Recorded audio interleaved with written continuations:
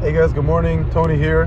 Just wanted to do a quick TA on GameStop. Keep in mind, it is trading within channel and it is breaking that major weekly resistance at around 188, 189. If you do manage to break this and then pop above that channel, somewhere around possibly 194, 185, and you start closing above that, I can definitely see GME continue to run. Keep in mind that the only way that I'm back into GameStop is if you close a bullish week, which doesn't seem to be happening yet, right?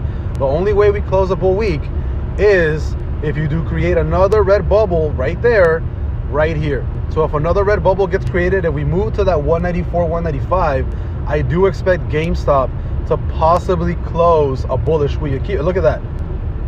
It just had another trigger on the bull day right there. Well, it's closing in on that, right?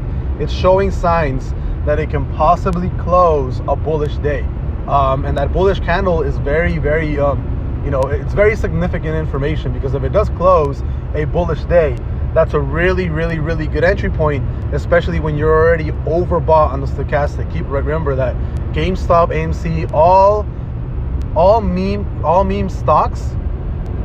meme stocks like to rally super hard when they are overbought on the stochastic, and they're creating bullish triggers on the reverse MACD. But the only way that I'm super bullish is if you actually start closing candles above this trading channel up here. So 194, 195. You still have what? We're on, today's what? I don't even know my days. Wednesday, Thursday.